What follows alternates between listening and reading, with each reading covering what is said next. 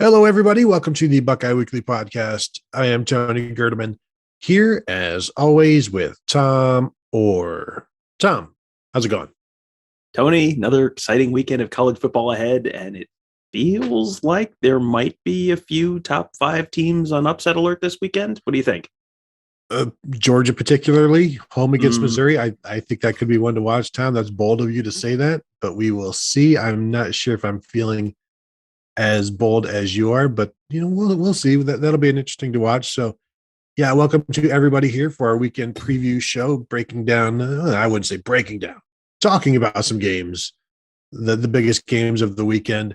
And there are actually some teams that will need to be on upset alert, even though they're not playing the best teams, but they are playing conference teams. And at that point, anything can happen, as we've seen in many weeks this year. So Tom, I don't know that we need to belabor the point and talk back and forth and chit chat. I'm done. This is the 18th show this week that we've done together. The chit chat is done. Let's just talk football. Is that okay? That's fine. I'm surprised you haven't started already. So let's start with, we're going to run down by kickoff times and rankings. So we'll start with Missouri at number 1, Georgia, and we don't need to spend a bunch of time on this one. It just surprised me when I saw that Georgia was a 38.5 point favorite in any game, because that would require their offense to score that many points. However, Tennessee beat Missouri by 38 earlier in the season. So I would think that if Tennessee can do it, then anybody can. Missouri's 0-8 against the spread this year, Tom, which seems like something to take into account this time. Although Stetson Bennett, Georgia quarterback, threw 2 interceptions last week, maybe he's on a downward trend. So Missouri outright? Yeah, I'd lay a lot of money on that Missouri money line for sure. Yeah, I mean, here's who Missouri has beaten since week 1 of this year. Since week 1 of the season, they beat Central Michigan to open the year. They beat Southeast Missouri, FCS team. They beat North Texas, who was going to fire Seth Luttrell by less than 2 touchdowns. And they beat Vanderbilt 37-28. Vanderbilt is exceptionally bad. That's not great. It's not great. They have no defense. They have no much of anything. It's like, oh boy, this doesn't seem like it's going to go well for them. It's not. And they have a very similar resume to Tennessee as I look at Tennessee's, but we'll get to Tennessee in a bit. So yeah, I think I think we've talked enough about that one. Now we move to a game that everybody is interested in, which is Ohio State at Nebraska, number 5 Ohio State. Favored by 15, over under of 66. We did our preview show of this game yesterday, so you can go back and find that if you want to get more talk about it. But we really didn't talk about the line on this one. And as I'm looking at it, 66, I went with 45-24 in this one. So I went with a nice score there, Tom. Were you over or under on that one? It was 38-24, so that would put me at 62. So I'm going under. I mean, Nebraska's got a decent defense this year, and they're going to score some on Ohio State, but I don't think they're going to score a ton on Ohio State. So I think, I've got Ohio State failing to cover by 1 point and the under by about 4 points. So, if I was going to play something, I'd play the under, I guess, because I don't think Nebraska's offense is good enough to put up a ton of points in Ohio State. And I don't think Nebraska's defense is bad enough to give up 50 to Ohio State. I was actually looking at a different score. I went 41-24 because we both went with 41, right? Or did we both go? I went with 38. I went 38-24. You went 41. Yeah. So I'm the under there as well, but we both don't pick Ohio State to cover. Tom. You pick Ohio State to cover. I do not, by 1 point, which is, not exactly like, boy, I see this as a huge value play here. So now there are rumblings and reports that Adrian Martinez had his jaw wired shut. And this is also talked about by actual reporters on the Nebraska beat. If that is the case, Tom, would you like to change anything of your pick if the quarterback for Nebraska can't actually yell out? I mean, the modulation of his voice has not been the big issue with him this year. So no, I'm not sure that materially changes anything for me, because my understanding is this is not like a new thing that just happened this week either. Correct. So yeah, I mean, given that, I'm not sure that changes much of anything for me. I guess it's just like they go to a grunt offense. Some go to like a silent snap, and it's all hand signals. Nebraska maybe will just go to grunts. Here's the biggest game of the weekend for me, perhaps, Tom. Number 9, Wake Forest, 8-0 in the season, 5-0 in conference play against North Carolina, a 4-4 North Carolina team that is 3-3 in conference play. The Tar Heels are a 2.5-point favorite, which is completely insulting. And I'm not sure that we both don't also agree with that. But you look at what Wake Forest has done. The quarterback Sam Hartman, 2 games in a row with 400 yards passing. This offense is fun to watch. I assume haven't gotten to watch much of them. I would like to be able to watch them at some point. Sam Howell. Tom, did you know this? Sam Howell has 4 games this year of 100 yards rushing and 1 game of 98 yards. That surprised me when I saw that, because I don't really picture him as this dual threat guy. I know he's not the biggest guy, but he's he's an NFL prospect because of his arm, not so much of his legs. But that was interesting to me, and it kind of maybe tells the tale of why things are so wonky in North Carolina, because you're not getting the passing that you expected, or that kind of game, and they're having to resort to other things for North Carolina, and they don't have much help around him, and maybe that explains some things. But it's clear Wake Forest is America's team at this point. Everybody wants Wake Forest to beat everybody just to see what can happen. And I don't know that anything can happen. And we saw that they were not well thought of in the initial CFP rankings. And everybody just keeps expecting Wake Forest to lose to one of these other bad ACC teams that they run into. And maybe, Tom, just maybe, Wake Forest is less bad than everybody else they're going to play. They might be, which is the benefit of playing an ACC schedule. This is in a weird, fluky thing. This is actually not a conference game. This is a non-conference game between 2 ACC schools, because these 2 schools are on opposite sides of the conference. So they don't get to play very often. And Chapel Hill and Winston-Salem are like, 80 miles apart or something like that. I mean, they're close together. So they just schedule a home and home non-conference between these 2 schools. So it's possible that Wake Forest could lose this and still finish with an unbeaten record in ACC play, which would be completely wild. My 2 thoughts on this game are, number 1, 76 being pretty low for an over-under on this, doesn't it? I mean, looking at how Wake Forest's offense and defense have been playing this year, and North Carolina can put up some points and hasn't been stopping a ton of people, like 76.5. I mean, that's a big number, and that also seems kind of low to me. Second thing is, I mean, this is one where it's like, this is a Vegas nose line to me, that North Carolina 4-4 and they're favored by 2.5 against an unbeaten team. Wake Forest is a lot to me like Oklahoma State was, or some of those other teams where it's like, yes, they're unbeaten, but it's like every week it seems like they're about to lose. Oklahoma kind of feels that way too. It feels like this is going to catch up to them at some point, and like, sure, this is as good a weekend as any for that to happen.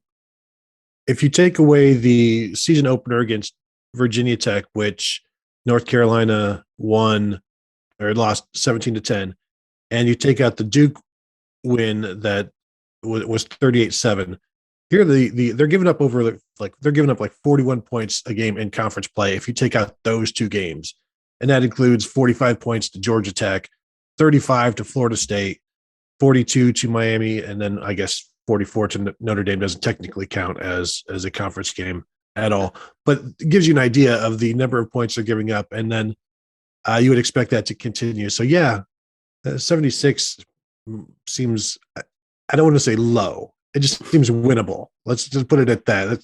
I would never say that it's low, but it seems certainly achievable. Is this the week Wake Forest loses? I'm going to say yes.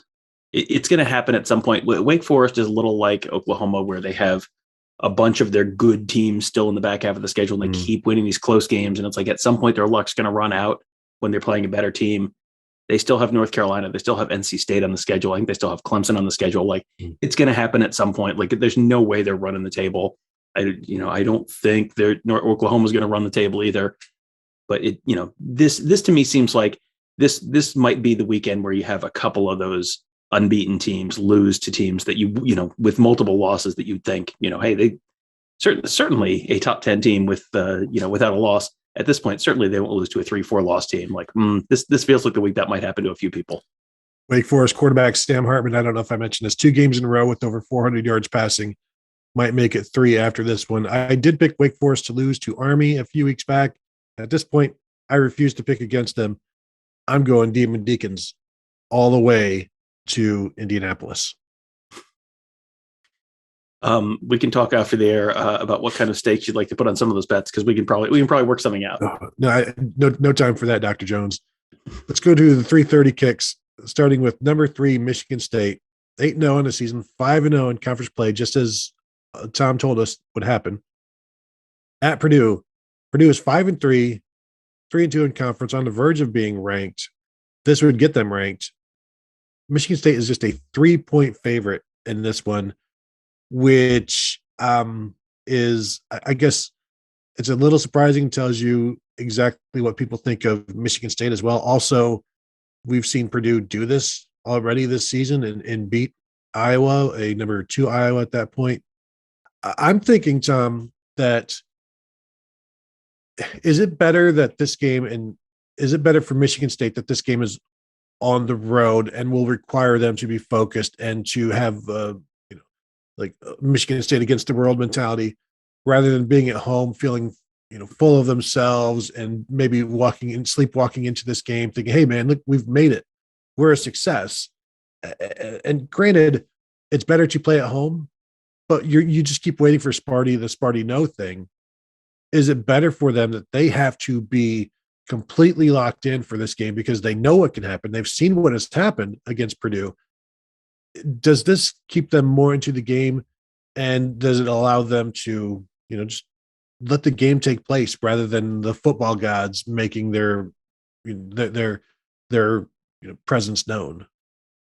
So if I understand your question correctly, and I would like to make sure that I do, on a show that is broadcast largely to an audience of Ohio State fans, you'd like me to answer the question, is it better for a highly ranked team to play on the road in West Lafayette as opposed to playing Purdue at home? That's your question? Because I want to make sure I'm understanding your question. Remember earlier when I said that I thought there were multiple undefeated teams that might have big problems this weekend with 3 to 4 lost teams?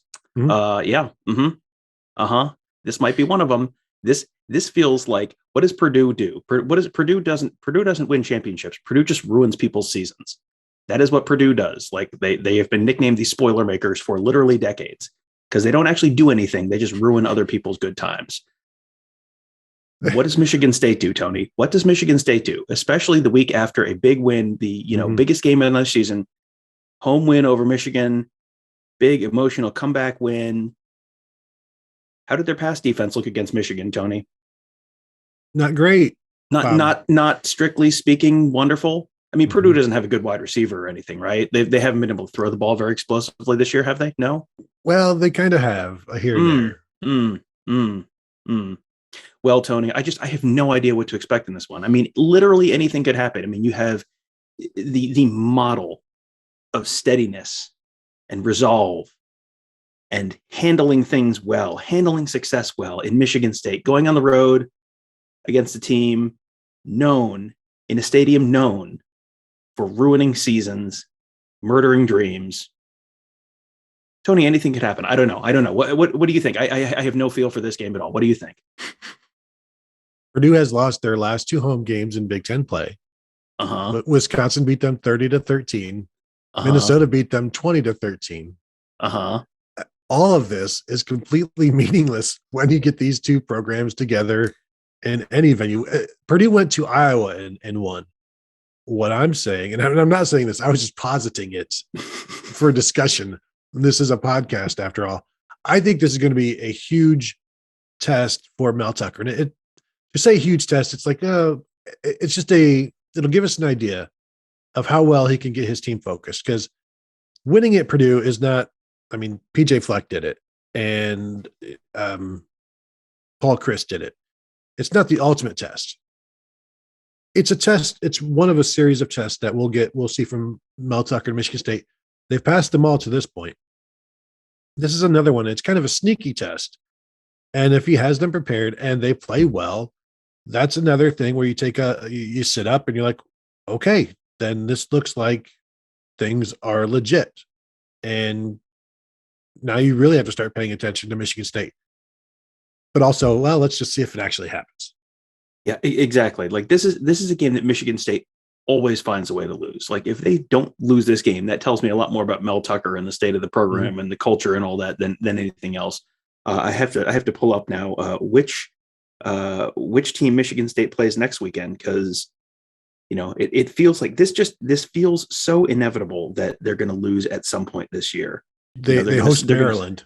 They host Maryland. I mean, yeah, probably not. I don't think the weekend. I don't want to get too far ahead of ourselves. I don't think the weekend after Maryland is going to go great for them. That is my speculation. But it feels like they're going to lose at least twice before the end of the year. That's just kind of I don't think Michigan State is actually the number 3 team in the country, but I think they're going to give one or two other teams a quality win coming down the stretch. So they're basically an SEC team. 10 wins for Michigan State would be such a disappointment. They 10 wins with a win over Michigan. Like, yeah, what a crushing disappointment of a season that would be. Isn't that basically what the season they got Nick Saban the LSU job? Didn't they win 10 games and 10 games, maybe beat Michigan, and then he was off to Baton Rouge. The LSU job's open again, Tony. Not sure if you knew that. Well, and yeah, if you only win 10, if they end up 10-2, get Mel Tucker out of here. Go take that LSU job. It should have been 13-0 easy. And I'm certain Mark D'Antonio could have done it. I did like seeing Mark D'Antonio in the locker room of the win over Michigan. And it's like almost like a general manager, but not really. It's like you shouldn't actually, I guess, I don't know if you should be here. I don't know if you should be in a locker room right now, because I don't think you're going to win this game. And we saw everything just falling down around him as in his final year at Michigan State. I don't know, maybe it's just me, but it kind of rubbed me a little bit wrong that he was in there basking in the glory with everybody else. But he did build them up. He took them to the playoffs. He created what they were. So let him live. We don't need to harp on that anymore, unless, Tom, you want to harp on that. But was he smiling? I know that your favorite thing in the world was Mark D'Antonio's smile at the end of a win over Michigan. Yeah, so was he smiling? I hate it when you bring my words back against me, as I always say. But yes, he was. But that's more of an on the field thing, although it's probably also off the field and in the locker room. Anytime where it's the only time he gets to smile all year long, and it's his Christmas morning, I guess. And then so I guess I can't fault him for being able to celebrate. So let's move quickly to a game that doesn't really have much in the way of anything interesting other than the common opponents that will take place. So Tulsa goes to number 6, Cincinnati. Cincinnati is a 22.5-point favorite. Ohio State beat Tulsa by 21 points. Cincinnati is expected to do better than what Ohio State did. So that's one area to keep an eye on. Ohio State beat Indiana 54-7. Cincinnati beat Indiana 38-24. Different quarterbacks, Michael Penix versus Jack Tuttle. Does that really matter? I don't think it matters so much the way Penix was playing this season before he got hurt. So Cincinnati has certainly at this point can rally around the fact that nobody believes in us. It's again, Southwestern Ohio against the world, or Northwestern Kentucky against the world, and go from there. And just, we don't care about the rankings. We're going to do what we do. That's how we got here. But it's clear that, and Luke Fickell has talked about it, where before the rankings came out, that they've kind of been chasing this thing and maybe not keeping up with it, and it's been affecting them. Now that it's out, maybe they can just let it go and then do what they do. We'll see. The challenge is now you're thinking not only do you have to win, but you have to win by a lot. And maybe that's been the mentality in previous weeks, and it just hasn't worked out, which can be like sometimes you're pressing and you're trying to do too much. You see a team that is, I go back to something like the Ohio State games at Illinois, where it's like Ohio State's like a 35-point favorite. And you can tell they're very clearly going Saturday, we're going to run up some numbers. And then they just kind of fart around and they get out of what they should be trying to do. And then they, it doesn't turn into what it should be. Cincinnati is now in a spot being number 6 right now. And with, everyone else's resume is going to get better, by more than Cincinnati's is moving forward, because they've got better teams left on their schedule. So Cincinnati is now in the point where They got to win with some style points, and they need a bunch of help if they want to potentially get in. Because if you're sixth, like, yeah, I mean, Michigan State's probably going to lose, but if Oklahoma keeps winning, Oklahoma's going to jump you. And, you know, you have a couple other teams. If Michigan wins, like Michigan might jump you. If Michigan kind of wins, you know, if Michigan somehow wins out, I mean, you know, there's going to be teams that are going to jump you potentially. If Wake Forest wins out, Wake Forest is going to jump you. Like, that's just, you have teams playing better opposition that are going to jump you. So you need a lot of help. You need a lot of those other top 10 teams to lose, and you need to win with some style. And they have not been doing that. So, you know, you're getting to the point where if you don't win, you know, if you don't beat Tulsa by, you know, you need talking points. You need to have, you know, you need to beat Tulsa by more than Ohio State beat Tulsa by. You know, you need to have, like, you know, points of comparison that work in your favor, because right now there's not a lot. So yeah, my advice to Cincinnati would be to score early, score often, and keep the pedal down as long as they can, because they need, you know, they have blown through all of their margin of error and then some. And, you know, you can have a separate conversation about whether that's fair or not, but that's reality. So sorry, should have beaten Tulane by more than you did. Exactly. And the committee is watching you very harshly. That way they can just continue to keep you down. They're going to point out all of your errors, whereas in Alabama, they're going to point out all of the strengths. And it's very easy to get what you want when you only look for errors in one area against one team and strengths in the others, and you can excuse away anything else. Speaking of excusing away stuff, number 13 Auburn at number 14 Texas A&M. Whoever wins this is just going to be the darling of the college football committee's eyes, because it'll be a quality win. It will help out Alabama one way or another, I assume. Although I do we got a question from Van Gogh _0, and to me, it's like the Aggie Kobayashi Maru here. Is it what's worse for Alabama, assuming they lose to Georgia, Tom? Is it A&M losing 2 more games this season and making Alabama's loss look worse, or is it A&M winning out to finish 10-2 compared to Alabama's 11-2? As they play in the same division, and A&M won head-to-head. So it's like, well, how can you choose Alabama over Texas A&M? Or is it C, nothing matters? I think we both answered this on Twitter, perhaps. I think I went with C, nothing matters, because nothing matters to the committee except what they want it to, and they will pick and choose what actually matters. And what matters most to them is Alabama.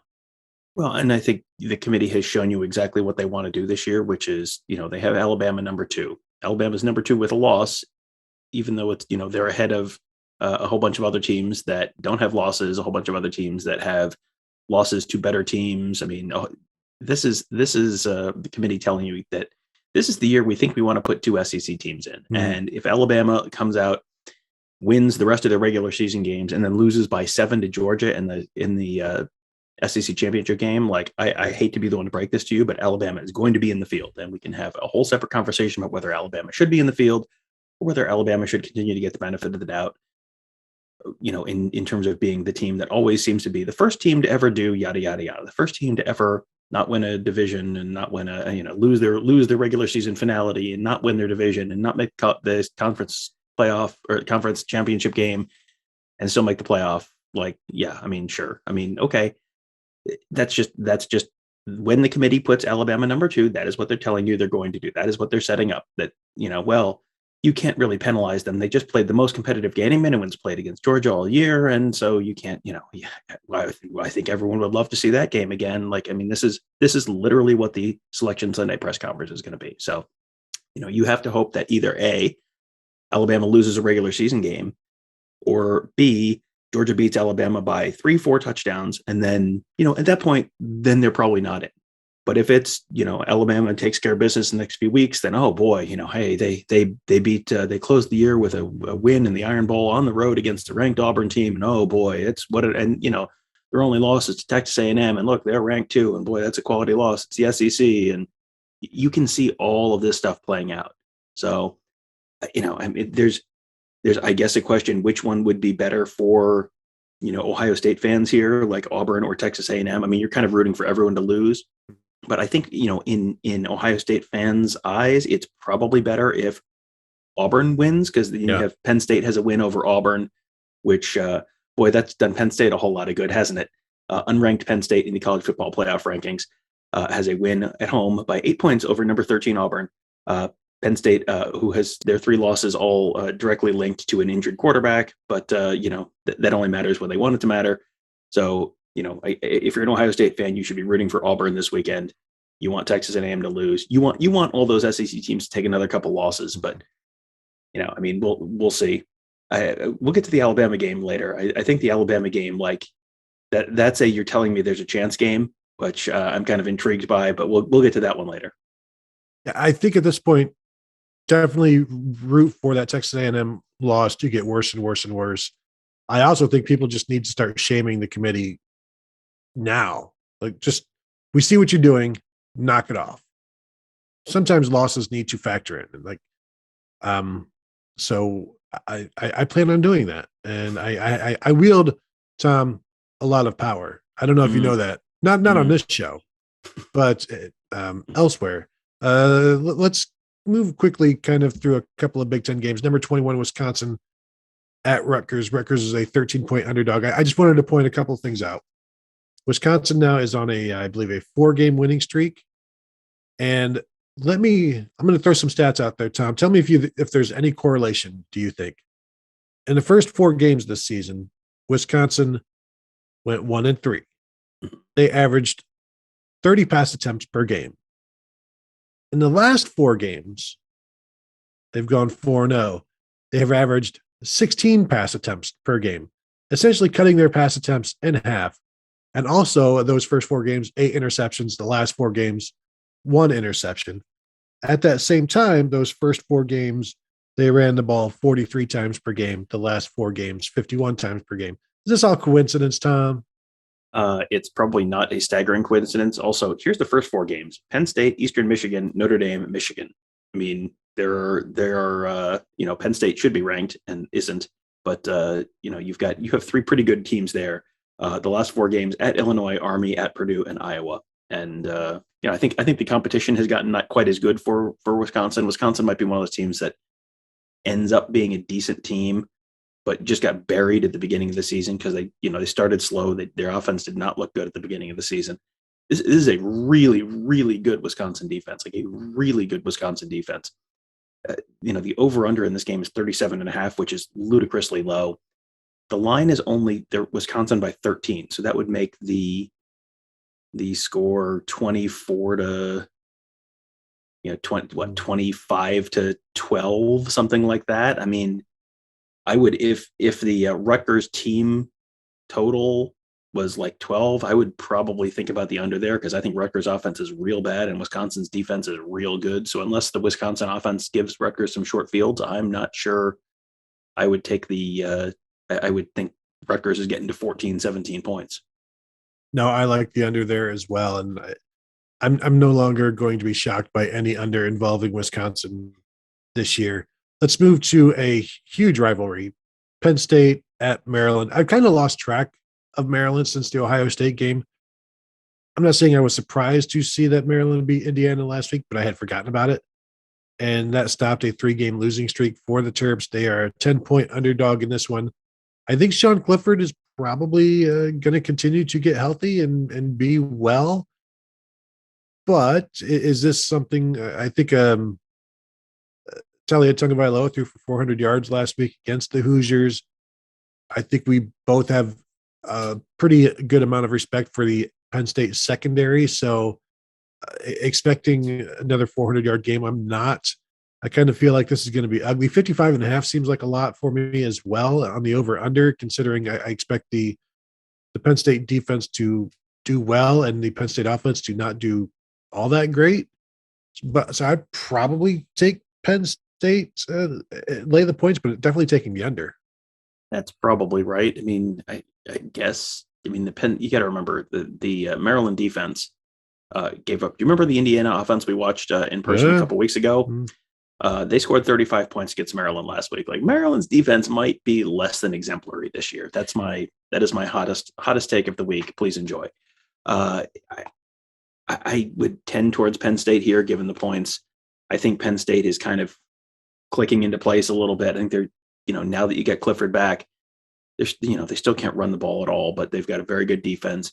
You can do enough in the passing game, and Maryland's defense is vulnerable enough that I think they're going to get there. This is really shaping up for Maryland and Rutgers to finish the season with both of them with 5 wins and playing for, one of them gets to a bowl and one of them doesn't. And that's going to be like a sneaky, interesting final week of the season game in the Big Ten, because Maryland is 5-3, but they still haven't played Penn State, at Michigan State, and then Michigan before Rutgers. I don't think that's going to go great. So this feels like a 4-0 team that's going to be 5-6 and playing for its postseason life against Rutgers on the road in that last week of the season. And Rutgers at 4-4, finishing with Wisconsin this week, at Indiana, at Penn State, and then the Maryland game. So they could be, looking for that 6th win as well. Indiana rushed for 200 yards last week against Maryland, which that's not good. And if Indiana can do it, Penn State probably can too. That is a spicy take, but I mean that Maryland team, the last 2 weeks, Ohio State has played teams, and it's like, I don't know how much credit to give the Ohio State defense for stopping the run, because it looked like neither of those teams could have hit 100 yards rushing if you gave them 4 games to do it. Mm-hmm. So yeah, if you're running that well against that Maryland defense, oh boy, that might not be great. And a couple of SEC games starting at 7 p.m. that certainly don't need to spend. Maybe we do. LSU at number 2 Alabama. Crimson Tide 28.5 point favorites, over under 66.5. LSU to me, and not to most people, it's I don't see them having any shot in this one at all. I don't see a puncher's chance. This would be Alabama overlooking somebody and being full of themselves, ingesting too much rat poison, if you will. I don't really haven't paid much attention to LSU for a while now because there's been no reason. And so maybe I'm overlooking them here. I don't think this is going to be all that interesting. Where are you? I think they do have a chance to at least make it interesting. This is Ed Orgeron is still coaching, but he's already out. So it's like he knows, he has nothing to lose. What are they going to do? Fire me again? This is one, we talked about this on yesterday's show with Scott Frost and Nebraska. It's like, well, there's no point in leaving anything in the bag, because Scott Frost needs a win to save his job. This is like Ed Orgeron. There is not a tremendous amount of great vibes between these two programs. I mean, you may remember what Ed Orgeron said after beating Alabama in 2019. He started with "Roll Tide what," and then you can look up the rest online if you'd like, but doesn't particularly care for Nick Saban and the Tide. And Nick Saban and the Tide have sort of delighted in just murdering LSU into tiny little pieces in many of the other years outside of 2019. But I think there's at least a chance that LSU has a lot of athletes and LSU has a lot of talent.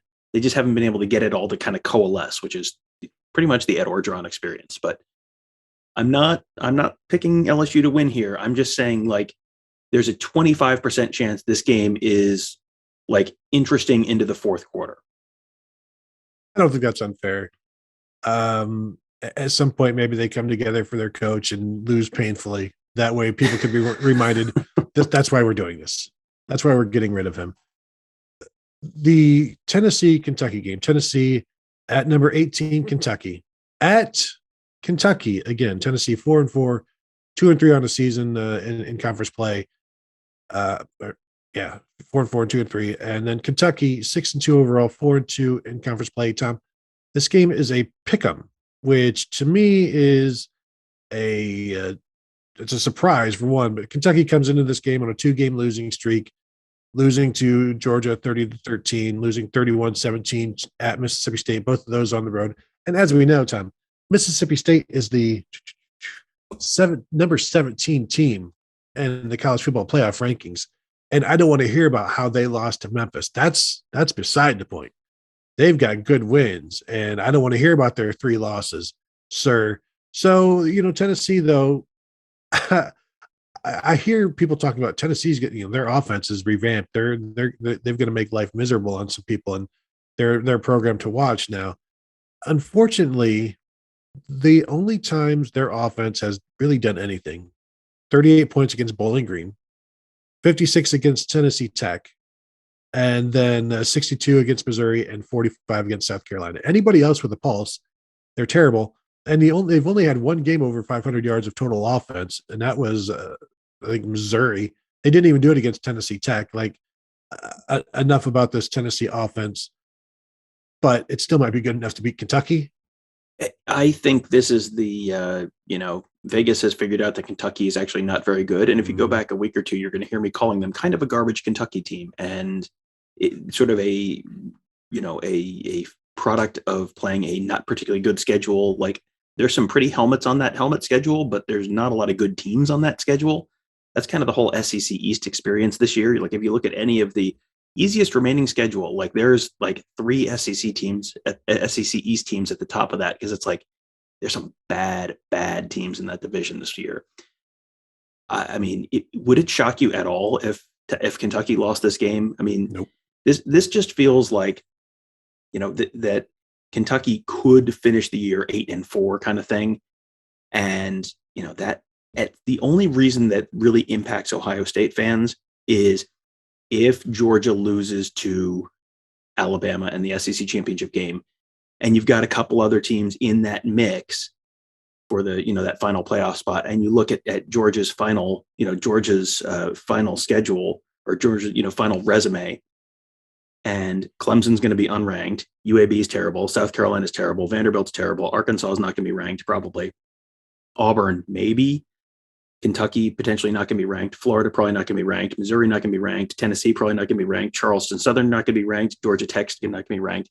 So at that point, it's like, well, you can't keep Georgia out. They have the one ranked win over Auburn, maybe, unless Auburn loses to Texas A&M this week, and then also to Alabama, and then they have no ranked wins. And it's like, well, at some point, like, if you're going to give Georgia credit for being, they made it through this murderous SEC schedule. Like, can you show me some specifics? Because it feels like you're just kind of pointing to the logo, the conference logo on your jersey, and going, see, we're playing good teams. It's like, I don't know that that's necessarily true this year. So that's where this could come into play. Of course, the committee is going to do whatever the committee wants to do. So that doesn't necessarily mean Georgia's not going to get in as the 4 seed. But, if that was going, if Georgia's not going to get in, if they lose by 10 points to Alabama in the SEC championship game, and they haven't beaten a ranked team all year, like, that's going to be not that the committee has ever made decisions and just going, well, we're just not going to explain it. We're just going to go, well, game control and such and such, and that'll be it. But,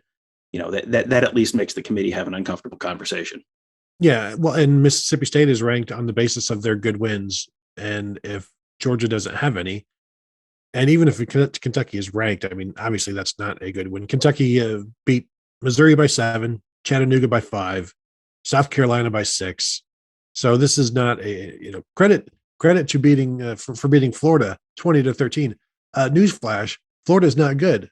So yes, good job beating a team who is not good. So now you're at this point, I think Buckeye fans should be rooting for Tennessee, and then Tennessee will probably end up ranked and whatever. But so like Kentucky, the remaining games: Tennessee at Vandy, they should probably win that one. New Mexico State, of course, they'll win that one. Then at Louisville, we'll see. But their non-conference schedule of Louisiana Monroe, Chattanooga, New Mexico State, Louisville is pretty trash and should not be rewarded. Yeah, I would like to revise my earlier statement about Kentucky finishing 8-4. Like, boy, if they finish 8-4, they should probably move down to FCS, because that is not a great remaining schedule. So, okay, 9-3, which means they'll end up ranked 22nd, despite beating voice trails off, mumble. Exactly. 2 more games left, and then we'll get out of here. Number 4, Oregon at Washington, a very heated rivalry. 2 teams, 2 programs don't like each other. 2 programmers have been talking trash a little bit this week about, the whole U.S. News and World Report rankings and things like that. And And when stuff gets that serious, now you know it's going to come out on the football field, because there is one thing that if you do not tell a player about the academic rank of their school, if you want to get their ire up, if you want to make defensive line angry, if you want to make sure an offensive line is going to block like their lives depend on it, you call out their education, because that's going to do it every time, Tom. For some reason, the academic prowess of the University of Washington has come up multiple times this year. During the JT Tuimoloau thing earlier in the year, I had Washington fans in my mentions explaining that I was an idiot for thinking he would choose Ohio State over his home state team, because it's an opportunity to play at home, and you don't turn down an opportunity to get a degree from the University of Washington. And I was like, is that good a school? It's fine. I looked it up, and yes, they are behind. They're number 20, tied for number 20 in the U.S. News and World Rankings of public universities, behind basically the entire University of California system, and also lesser known programs such as half of the Big Ten, including Ohio State. Like, yeah, Oregon's not as high as Washington, so cool, congratulations. But if he's tossing out like Vanderbilt as their like academic peers, and it's like, well, you're both not good at football this year and terrible on offense. And so in that way, you're peer institutions, but in other ways, less so, such as academics. So yeah, the whole Jimmy Lake experience, man, this is weird, because I think they hired him with the idea that like, he's just going to keep things going. He's just, he's Chris Peterson's offensive line guy. He's, young and energetic, and he's going to really get recruiting going. And boy, it's going to be just me, Chris Peterson too. He's going to do exactly what Ryan Day is about to do with Urban Meyer. And it's like, no, he hired a terrible offensive coordinator. They can't score points. They lost to Montana. They're going to miss a bowl game this year probably. And that's in a terrible Pac-12. Like, if this is only his third year. You can sort of write off last year for COVID, and they won the Pac-12 North last year, but didn't play in the championship game because of COVID. So that's kind of a weird year. But this year it's just been a disaster from start to finish. And it's like, boy, if you told me that he wasn't the coach there, 12 to 14 months from now, like I would be more surprised, frankly, if he was than if he wasn't, with the way things are going right now. Yeah. Looking at, they are 4-4 on the season. They finish at Colorado and Washington State, so sounds like they could get to 6-6 with those two games. They have the 13-7 loss to Montana. They have a 27-24 loss to Oregon State, 24-17 loss to UCLA. So those are close losses. 31-10, they were never in it against Michigan. But what they have done, Tom, they did something that Oregon can do. Last week they won at Stanford 20-13. Mm-hmm. And how exciting! So you can't just brush off a win over Stanford, Tom. Especially not at Stanford. You can't do it. The week before at Arizona, you can brush that one off. But here now, this is a huge opportunity for Washington to ruin Oregon's season. Oregon is still in the playoff hunt, very much so. They win out, they're in, most likely, perhaps. So this is an opportunity for Washington to make their enemy pay, and I think you're going to get everything you can out of them.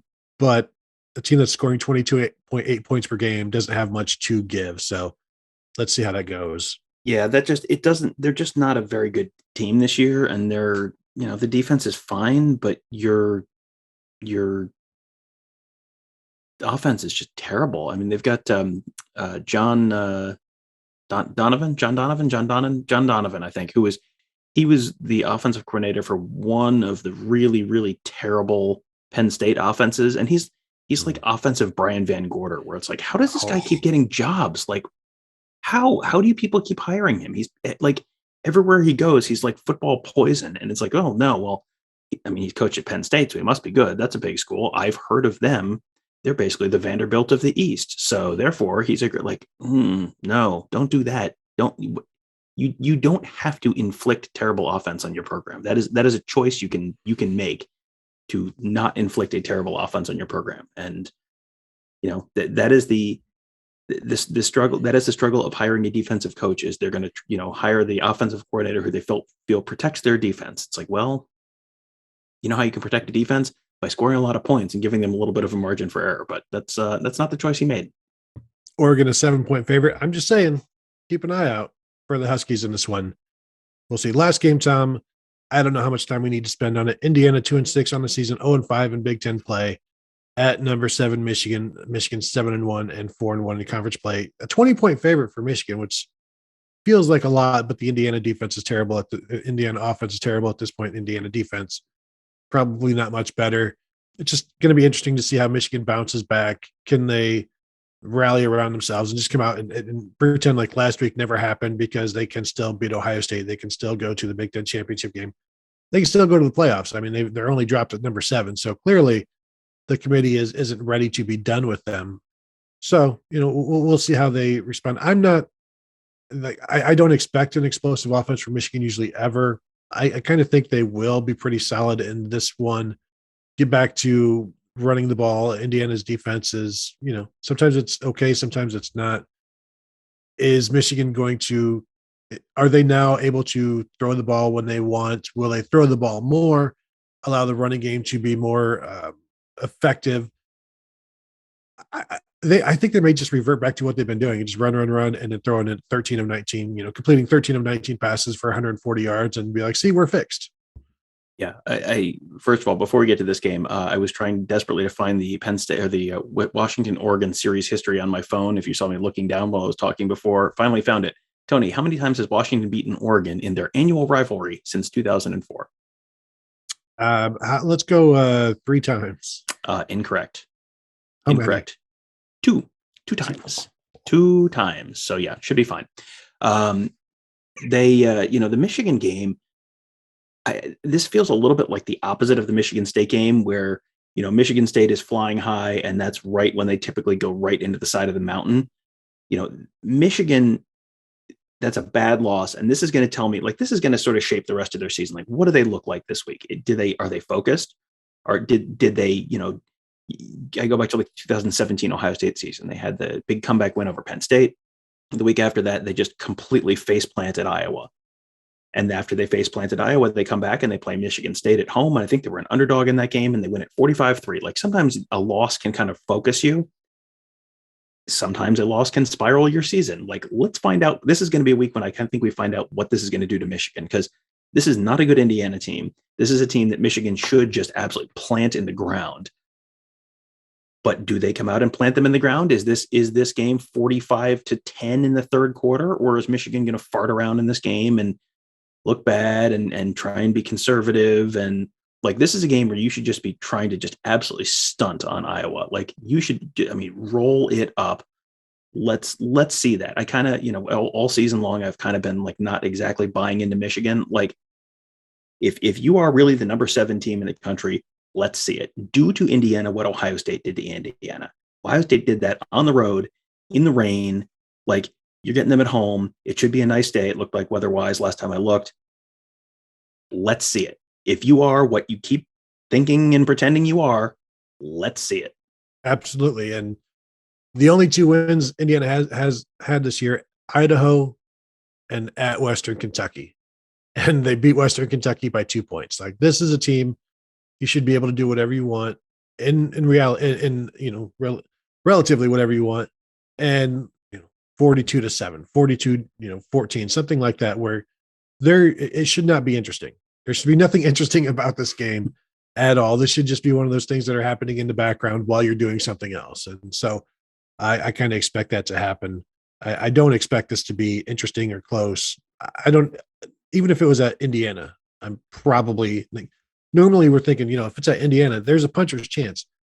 This team has no punch, and the chance is gone. So I think that'll do it, Tom. You got anything else that you wanted to touch on this week? How's Presbyterian doing? Do you know? Presbyterian's season has not been great. They have had a bunch of very big lopsided losses, which is a result. If you're wondering why Tony's asking me about Presbyterian, it is because Kevin Kelly, the coach from Arkansas High School who never punted, is now coaching Presbyterian. Presbyterian is in the Pioneer League, so it's like a non-scholarship team. It's going to take him a while to get the talent in. So, you're going to have some real gross looking results in the first year before you kind of have your talent in and have built your system if you're never punting. And they're having some gross looking results this year, Tony. It is not strictly speaking going wonderfully. So that is going to be a multi-year process. This is a little bit of a year 0 for him, I think, because it's like when you're either going to or going from the triple option. Like this is so different than anything else you've seen before, that you have to completely overhaul the team, completely change what you're doing. It's going to take a little while to get that in. You kind of can't hold 1 year against him. So hopefully they're not too concerned about the results, because the results, Tony, have been less than exemplary this year. Well, and I'm with you. I don't want them to just scrap this. Like, it wasn't going to click right off the bat. So let's just stick with it. See how it works. I mean, it worked in high school. Let's see what happens here. And this is how the game evolves. And you don't want to just keep it from evolving. See how this goes and give it a chance. So that will then do it for us here today. Want to thank you all for tuning in. We will be, me, Tom, and Kevin Noon will be live streaming around 7 p.m. Friday night, previewing the game, talking football, doing whatever, answering your questions. So look for that at youtube.com/Buckeye Scoop. If you're there right now, just click the notification bell and you'll be notified when we go live. But I just told you it's probably going to be around 7 p.m. So plan your day accordingly. If you won't have time to spend with your family tonight, just do it right now. Maybe go home from work, just do it, get it out of the way, and then be there for us. If you want the audio version, you can also find that at all of your podcast platforms. Just search Buckeye Weekly Podcast, and it will be there when we drop it. When we drop this one, whenever we drop that one, it'll eventually be there for you. So thank you all for tuning in, and we will talk to you guys later.